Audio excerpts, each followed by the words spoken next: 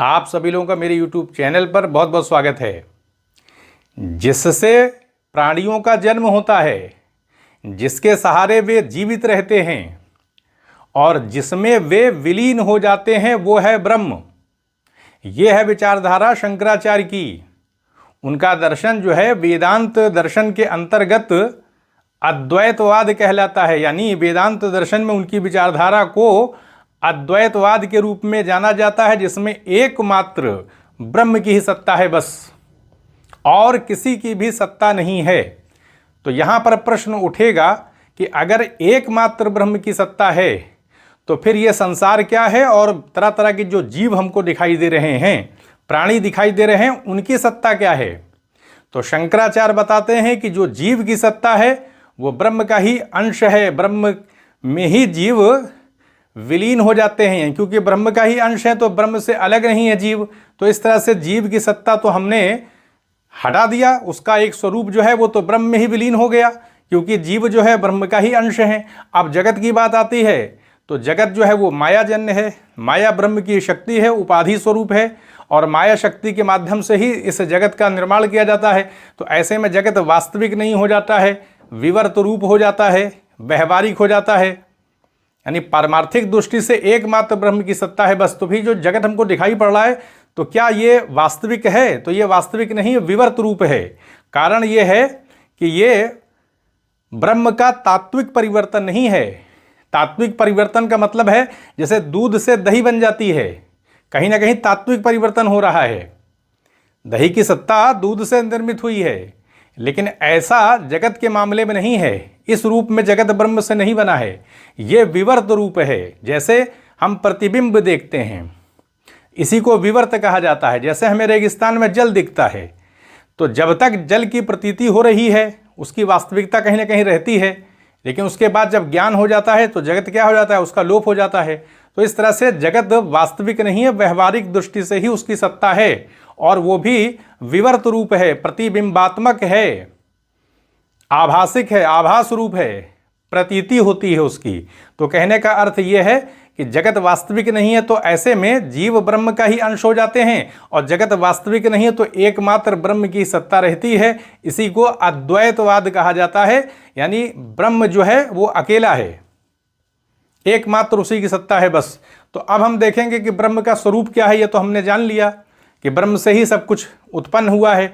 तो जो ब्रह्म का स्वरूप है तो उसमें दो बातें आती हैं, एक है ब्रह्म का स्वरूप लक्षण और दूसरा है ब्रह्म का तटस्थ लक्षण।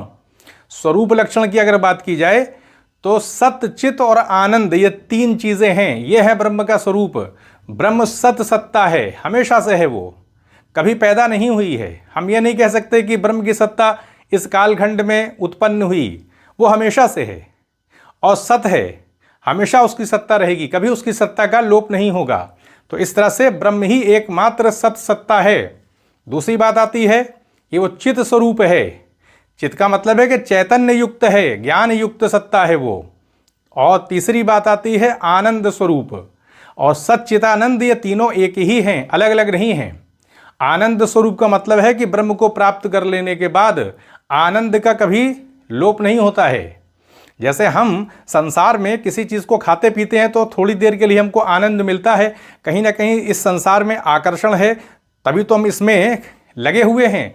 सांसारिक जो जीवन है वो कहीं ना कहीं उसमें आनंद रहता है, लेकिन कम समय के लिए रहता है, थोड़ी देर के बाद फिर स्थिति बदल जाती है।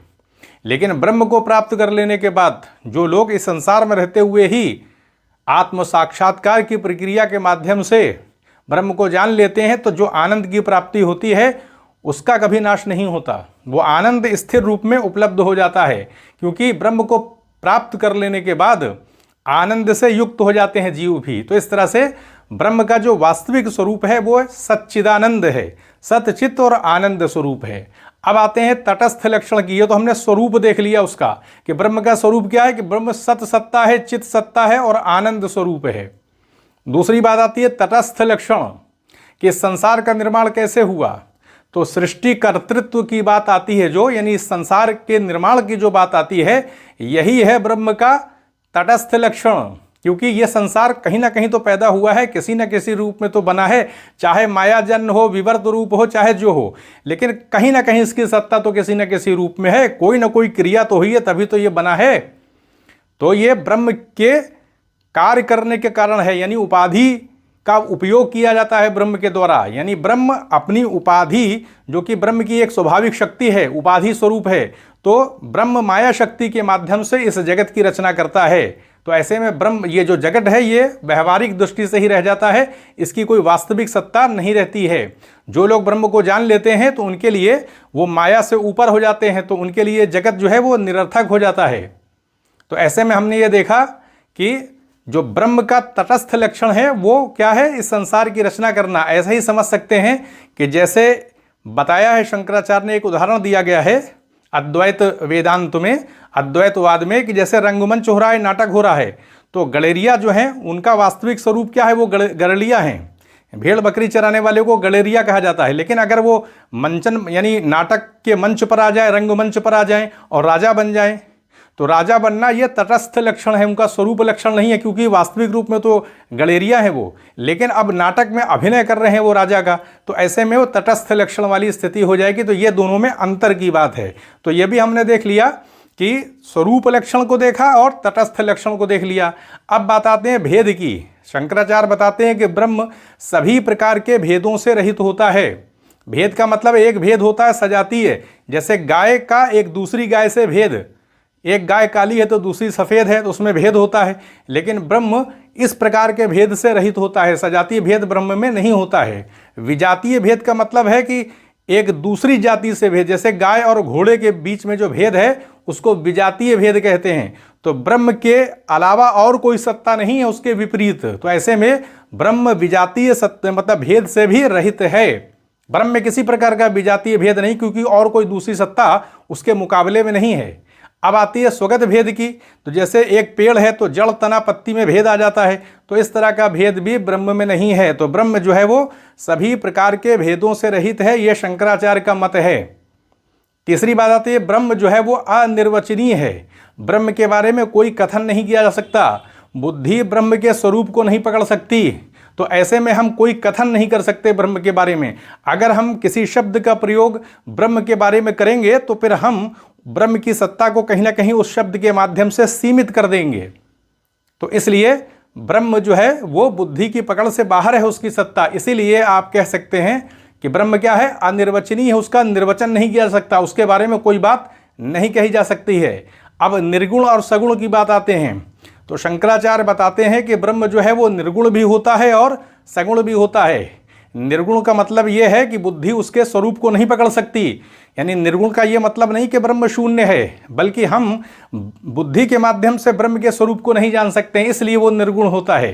तो ऐसे में पारमार्थिक दृष्टि से अगर देखा जाए तो ब्रह्म की सत्ता निर्गुण है, क्योंकि बुद्धि उसको पकड़ नहीं सकती उसके स्वरूप को। लेकिन अगर हम संसार की दृष्टि से देखें तो सगुण रूप में दिखाई देता है, क्योंकि ईश्वर की जो सत्ता है विवर्त रूप में ब्रह्म से ही निर्मित होती है और फिर ईश्वर के द्वारा इस संसार का निर्माण किया जाता है। तो ऐसे में कहीं ना कहीं सगुण स्थिति भी दिखाई पड़ती है। तो जो ईश्वर की जो उत्पत्ति है वो ब्रह्म से ही होती है, लेकिन विवर्त रूप में होती है। तो ईश्वर के द्वारा भी संसार का निर्माण किया जाता है। तो इस तरह से शंकराचार्य मानते हैं कि ब्रह्म निर्गुण भी होता है और ब्रह्म सगुण भी होता है। तो ये हमने ब्रह्म के बारे में देखा। अब हम रामानुज की विचारधारा को देखने की कोशिश करेंगे कि रामानुज क्या बताते हैं ब्रह्म के बारे में। तो रामानुज बताते हैं कि ब्रह्म जो है वो सगुण होता है, निर्गुण नहीं होता है, क्योंकि वो ये बताते हैं कि ज्ञान की पद्धति में किसी निर्गुण चीज़ का ज्ञान प्राप्त नहीं किया जा सकता, क्योंकि ज्ञान ज्ञाता और ज्ञेय को बताता है। अगर हम ज्ञान की बात करेंगे तो उसमें दो बात आती है, क्योंकि ज्ञान ज्ञाता और ज्ञेय, जानने वाले और जिसको जाना जा रहा है उसको प्रकट करता है ज्ञान। तो ऐसे में जो चीज़ निर्गुण होगी तो फिर उसके बारे में कोई हम वचन नहीं कर सकते, ज्ञान जो है वहाँ पे असफल हो जाएगा, ज्ञान की स्थिति ही नहीं रहेगी। तो ऐसे में वो बताते हैं कि ब्रह्म जो है वो सगुण होता है, सगुण होने के साथ साथ व्यक्तित्व युक्त होता है, मूर्त सामान्य है वो, अमूर्त सामान्य नहीं, जैसा कि शंकराचार्य ने बताया है, मूर्त सामान्य होता है वो, यानी उसको देखा जाता है, व्यक्तित्व युक्त होता है वो व्यक्तित्व रहित नहीं होता। यानी व्यक्तित्व से रहित नहीं होता, जैसा कि शंकराचार्य ने बताया है। रामानुज बताते हैं कि जो ब्रह्म है वो व्यक्तित्व युक्त है। जैसे कि शरीरधारी प्राणियों को हम देखते हैं तो वैसे ही ईश्वर की सत्ता है। इसी तरीके से शंकराचार्य बताते हैं कि एकमात्र ब्रह्म की सत्ता है, जबकि रामानुज बताते हैं कि सत्ता 3 प्रकार की है। एक है ईश्वर की सत्ता यानी ब्रह्म की सत्ता, और फिर चित्त की सत्ता और अचित की सत्ता यानी जीव और प्रकृति, हम कह सकते हैं चित्त और अचित की बात अगर की जाए तो। और अंतर केवल इतना है कि जो चित्त और अचित होते हैं अपनी सत्ता के लिए ईश्वर पर ही यानी ब्रह्म पर ही आश्रित रहते हैं। तो इस प्रकार से रामानुजाचार्य 3 प्रकार की सत्ताओं को मानते हैं, हमेशा से 3 प्रकार की सत्ता है। ईश्वर की सत्ता भी है, चित्त की सत्ता भी है और अचित की भी सत्ता है। लेकिन शंकराचार्य बताते हैं कि एकमात्र ब्रह्म की सत्ता होती है, तो ये अंतर आ जाता है। दूसरा अंतर ये कि रामानुजाचार्य बताते हैं कि चित्त और अचित अपनी सत्ता के लिए ब्रह्म पर आश्रित हो जाते हैं, ब्रह्म जो है उनसे विशिष्ट रहता है, यानी ये ब्रह्म पर ही आश्रित रहते हैं। इनकी सत्ता ब्रह्म से बाहर नहीं है, इनको ब्रह्म से अलग नहीं किया जा सकता। अपृथक सिद्धि संबंध है। अपृथक सिद्धि का मतलब है कि अपृथक सिद्ध हैं, ये अलग नहीं किया जा सकता। ऐसा नहीं कि जैसे हम टोकरी से किसी फल को निकाल लें, उस तरह से चित्त और अचित को, जीव और प्रकृति को, जीव और जड़ को ब्रह्म से अलग नहीं किया जा सकता, ईश्वर से अलग नहीं किया जा सकता। इसलिए अपृथक सिद्धि संबंध पाया जाता है, अलग न होने वाली स्थिति है। तो ये रामानुजाचार्य बताते हैं वो 3 प्रकार के तत्व को अनादि मानते हैं, हमेशा से हैं। लेकिन अंतर केवल इतना है कि चित्त और चित्त को वो ब्रह्म के ऊपर आश्रित कर देते हैं, जबकि शंकराचार्य एकमात्र ब्रह्म की सत्ता को स्वीकार करते हैं।